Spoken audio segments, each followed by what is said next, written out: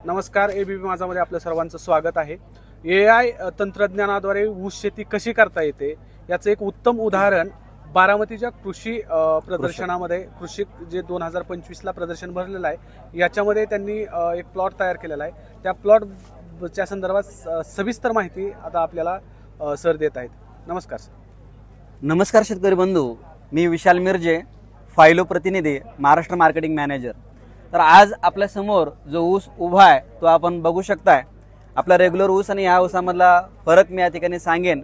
Artificial intelligence आणि IoT device म्हणजेच internet operated devices आपण म्हणतो, याचा वापर या ठिकाणी करण्यात आलेला आहे। 1 मार्च 2024 ही या ऊसाची लागवड आहे।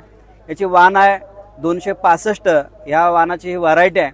आज आपण या ठिकाणी बघितला तर जवळपास 40 ते 42 या ठिकाणी तुम्हाला याचे पेरे या ठिकाणी दिसतील।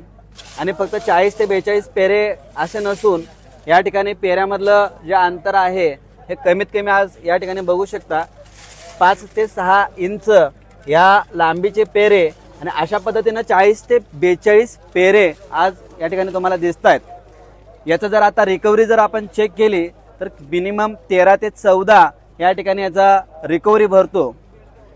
तर हे मिळण्यामागचं कारण काय आहे, किंवा याच वेळी बिगर एआयचा प्लॉट जो तुमच्या बाजूला आहे हा जर बघितला, एकाच वेळची लागवड आहे, सर्व ट्रीटमेंट एकसारख्या केलेल्या आहेत।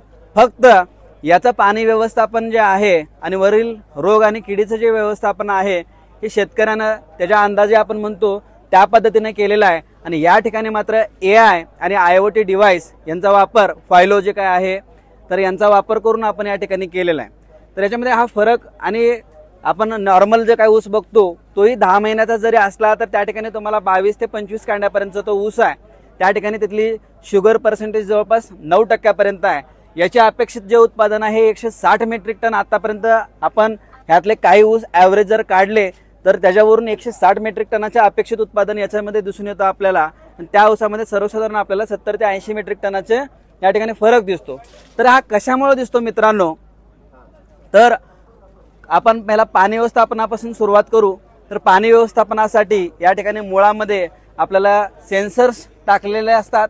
हे सेन्सर ह्या मुळांना नेमकं पाण्याची गरज किती आहे आणि पाणी कधी द्यायला पाहिजे, किती तास आणि किती मिनिटं आपल्याला, समजा ड्रिप असेल तर ते ड्रिप चालवायला गरज आहे की जेणेकरून आपल्याला पाणी पूर्ण त्या ऊसाला मिळेल हे सांगत असतात। त्याच पद्धतीनं वर जो मेन डिव्हाइस असतो तर तो मेन डिव्हाइस आपण जो म्हणतो या ठिकाणी आपण बघू शकता फायलोचा कैरो हा डिव्हाइस आहे, बाहेर या ठिकाणी बसवलेलाच आहे। तर हा पूर्ण रोग आणि कीड याची ॲडवायझरी आपल्याला प्रोव्हाइड करत असतो।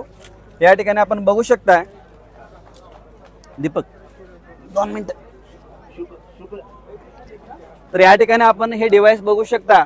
तर वेदरचे वेगवेगळे जे काही पॅरामीटर्स आहेत, वाऱ्याचा वेग, वाऱ्याची दिशा, पडणारा पाऊस, आर्द्रता, वाऱ्याचा प्रेशर, ह्या सर्व गोष्टी या मशीनद्वारे चेक केले जातात।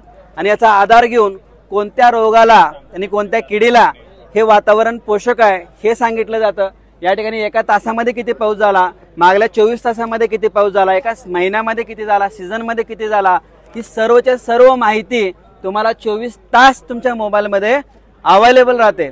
याच्यामुळं डिसिजन मेकिंग, पाणी नेमकं कधी आणि किती तास दिलं पाहिजे यासाठी हा तुम्हाला मदत करत असतो। याच पद्धतीनं हे जे सेन्सर गेलेले आहेत, तुम्हाला सांगितलं खाली हे सेन्सर गेलेले आहेत, या ठिकाणी बघू शकता की जमिनीमध्ये मुळांच्या एरियामध्ये हे सेन्सर्स या ठिकाणी बसवलेले आहेत। आणि हे मुळांच्या मध्ये सेन्सर्स आपण बसवतो, आणि मुळांच्या मध्ये हे सेन्सर्स बसवल्यामुळं त्या मुळांना नेमकं पाण्याची गरज किती आहे हे फक्त डायरेक्टली ओळखलं जातं। आणि फक्त त्याच वेळी आपण पाणी त्या पिकाला देतो। एक वाक्य खूप लोक बोलतात की वापसा परिस्थिती मेंटेन ठेवणं कोणत्याही शेतीसाठी खूप गरजेची गोष्ट आहे, पण आतापर्यंत ते नेमकं कसं मेंटेन करावं हे आपल्याला समजत नव्हतं बऱ्याच समजा शेती करत असताना। मात्र हे जे टेक्नॉलॉजी आहे, हे सेन्सर आपण जमिनीमध्ये टाकल्यामुळं मुळांच्या एरियामधली नेमकी परिस्थिती किती आहे, पिकाला नेमकं पाण्याची गरज कधी आहे आणि किती आहे हे आपल्याला हे सेन्सर सांगत असतात। मोबाईलमध्ये आपल्याला 24 तास हा डेटा अवेलेबल असतो आणि अत्यंत युजर फ्रेंडली, म्हणजे तुम्ही खूप सोप्या भाषेमध्ये हिरव्या झोनमध्ये आहे, भरपूर पाणी आहे आपल्याकडं, त्यानंतर पिवळ्या झोनमध्ये काटा गेला याचा अर्थ पीक वापसा परिस्थितीवरती आलेला आहे. रेड झोनमध्ये समजा काटा गेला याचा अर्थ तुमच्या मुळ्या ड्राय झालेल्या आहेत, खूप म्हणजे ड्राय झालेल्या आहेत. काही कारणास्तव आपण पाणी खूप वेळ गेलं, फ्यूज उडाला, डीपीला काही प्रॉब्लेम झाला, इलेक्ट्रिसिटी कट झाली, खूप दिवस पाणी दिलेलं नाही आणि तो रेडमध्ये जाईल म्हणजे खूप ड्राय. हे जे एक्झॅक्टली आयडिया आपल्याला मिळते. त्याचबरोबर ते युनिट आपण वरचं बघितलं की कैरो म्हणून जे काय आपलं मेन वेदर स्टेशन समजा फायलोचं आहे, हे 12 पॅरामीटर्स आपलं पूर्ण चेक करत असतं. याच्यामध्ये आपण बघू शकता हवेचा वेग, पडणारा पाऊस, पान ओला आहे की कोरडा आहे, पडणारा सूर्यप्रकाश, त्याची तीव्रता, हवेचा वेग, हवेची दिशा, तापमान, आर्द्रता, दाब, ह्या 12 गोष्टी ज्या काय वातावरणाच्या खूप गरजेच्या गोष्टी आहेत ह्या 24 तास या ठिकाणी तुम्हाला चेक करत असतो आपण. आणि हे 30-40 मिनिटाला आपण अपडेट हा तुमच्या मोबाईलमध्ये डेटा येतो. याचा उपयोग काय आहे तर प्रत्येक रोगाला आणि प्रत्येक किडीला एक विशिष्ट हवामान लागतं आणि त्याच हवामानामध्ये एक रोग किंवा ते किडी येत असतात. मग ते रोग किंवा ते कीड येण्यापूर्वीच तुमच्या मोबाईलमध्ये त्याचा आयडिया किंवा अंदाज तुम्हाला दिला घेतो. बाबा फॉर एक्झाम्पल आपल्याकडे ऊस आहे तर ऊसामध्ये तांबेरा पडायची शक्यता आपल्या पिकामध्ये असू शकते सुरुवातीला. तर तांबेरा येण्यापूर्वीच सध्या तुमच्या वातावरण आहे, धुकं पडतं पानांच्या वरती, पानं ओली राहतात आणि याच्यामुळं तांबेऱ्याची शक्यता आहे. तर असे आपल्याला जे काही मेसेजेस आहेत हे खूप चांगल्या पद्धतीने तुमच्याकडे येत असतात आणि आपल्याला रोग आणि कीड नियंत्रण करण्यासाठी खूप चांगल्या पद्धतीने फायदा होतो. खर्चामध्ये खूप मोठी बचत होते. पाण्यामध्ये बघितलं तर 3-3.5 कोटी लिटर पाणी समजा उसाला एका वर्षामध्ये एका एकरामध्ये जर जात असेल तर हे मशीन ज्या ठिकाणी वापरलं जातं त्या ठिकाणी 1.5-2 कोटी लिटर पाण्यामध्ये उसाचं हार्वेस्टिंग होतं. पाण्याची हेच कमी झाली तर ह्या सेन्सरचा वापर करून आपण पाणी दिल्यामुळं पाण्यामध्ये मी तुम्हाला सांगितलं त्या पद्धतीने किमान 30 ते 40% पर्यंतची बचत तुम्हाला दिसू शकते. आणि पाण्यामध्ये फक्त बचत नाही होणार आहे तर एवढं पाण्यामध्ये बचत झाल्यानंतर मुळं खूप चांगल्या पद्धतीनं काम करणार आहेत. खतांचे जे काही रिक्वायरमेंट्स आहेत, तुमचे पाण्याचे डोसेस कमी झाले, पाण्याचे डोस कमी झाल्यामुळं खतांचे डोस ऑटोमॅटिक कमी होणार आहेत. यामुळं खतामध्ये सुद्धा आपल्याला किमान 30 ते 40% पर्यंतची बचत या ठिकाणी होऊ शकते. आणि मित्रांनो एक गोष्ट भविष्याकडे पण तुम्ही विचार करा, आपली पुढची पिढी शेतीमध्ये येणार आहे. 1.5 कोटी लिटर पाणी आपण गरजेपेक्षा जास्त एका एकरामध्ये एका वर्षामध्ये देतोय आणि ते जे पाणी मी देतो ते ना आरओचं ना फिल्टरचं देतो. त्याच्यामध्ये क्षार खूप जास्त आहेत, 1200 ते 1500 आहेत. त्याच्यामध्ये पीएच जास्त आहे, 8 पेक्षा जास्त. आणि यामुळे जमिनी खूप लवकर खराब व्हायला लागलेल्या आहेत. आज कृष्णाकाठ वेगवेगळ्या नद्यांच्या मुख्य ह्याच्यामध्ये फार खराब व्हायला लागलेत. तर हे टाकल्यामुळं हे जमिनी खराब व्हायचं प्रमाण तुमचं अत्यंत कमी राहणार आहे. सर आता एक सांगा की महत्वाचं म्हणजे सामान्य शेतकऱ्यांना जर गावाकडचं हे तंत्रज्ञान बसवायचं म्हणलं किंवा त्याला या तंत्रज्ञानाचा उपयोग करून जर शेती करायचं म्हटलं ऊसाचं तर तो कशा पद्धतीनं करू शकेल आणि त्याला खर्च किती येईल, म्हणजे हा परवडणारा खर्च आहे का बाबा या तंत्रज्ञान? नक्कीच परवडणार आहे. कारण तुम्ही एक वेळेस हे तुमच्या प्लॉटमध्ये इन्स्टॉलेशन केलं तर वर्षानुवर्षे ते प्लॉट तुमच्या त्या युनिटला काही होणार नाही आहे.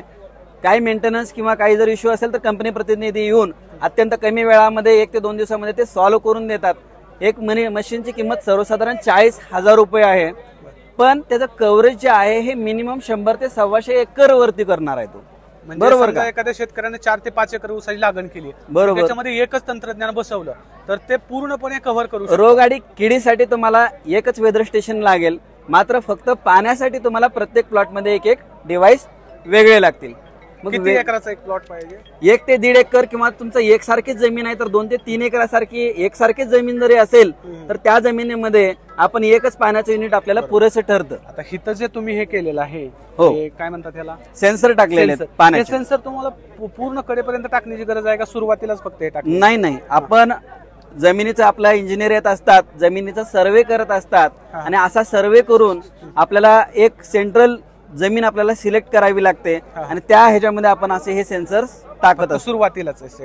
सुरुवातीला असं नाही तर सर्वे करून जमीन आपण बघू, काळी जमीन किती आहे, हलकी जमीन किती आहे, मध्यम किती आहे, चुनखडीचं प्रमाण जमिनीमध्ये किती आहे, तर याचा एक सर्वे केला जातो. वेगवेगळे कमीत कमी 5-7 खड्डे हे सेन्सर्स बसवण्यापूर्वी पूर्ण प्लॉटमध्ये घेतले जातात. सर्वे प्रॉपर केला जातो आणि ती जागा हे आमचा इंजिनियर ठरवतो आणि त्याच जागेला ह्याचं इन्स्टॉलेशन केलं जातं. वायर दिसतात हो, वेगवेगळं काय काम आहे का? हा खूप छान प्रश्न तुम्ही विचारला. तर आपला जो रूट झोन एरिया असतो मूळ, तर हा मूळ पूर्णपणे चांगला कव्हर व्हावा यासाठी आपण काय करतो, या ठिकाणी आपण SM1 म्हणतो याला, म्हणजे सॉइल मॉइश्चर सेन्सर नंबर 1, म्हणजे हा मुळांच्या वरच्या एरियामध्ये बसेल, बरोबर, आणि हा वरचा एरिया कव्हर करेल.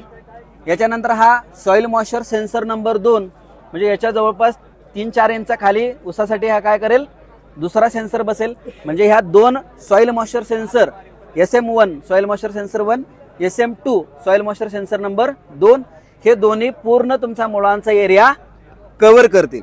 मग तुम्ही म्हणाल हे कुठलं वेगळं एक वायर आहे, हे दोन्ही हिरवे दिसतात आणि एक वेगळा दिसतो. तर हा जमिनीचं तापमान या ठिकाणी मोजत असतो. मग ह्याच्यामुळे आपल्याला काय आयडिया आहे की बऱ्याच वेळा समजा ह्या सेन्सरमध्ये काही आपल्याला प्रॉब्लेम वाटला की पाणी या ठिकाणी भरपूर दाखवते पण टेम्परेचर हाय आहे, याचा अर्थ काहीतरी गफलत आहे याची आपल्याला शंका येऊ शकते. याच्यामुळे आपल्याला टेम्परेचरमुळे याची आयडिया येते की आपल्याला जे रिडिंग्स मिळत आहेत ते रिडिंग्स व्यवस्थित आहेत किंवा नाही आहेत. म्हणजे 2 मॉइश्चरचे सेन्सर राहतात पूर्ण मॉइश्चर झोन कव्हर करायला, रूट झोन, आणि ह्याच्यामध्ये एक तापमान टेम्परेचर या ठिकाणी चेक करण्यासाठी हा सेन्सर थर्ड आहे. एबीपी माझा, उघडा डोळे बघा नीट.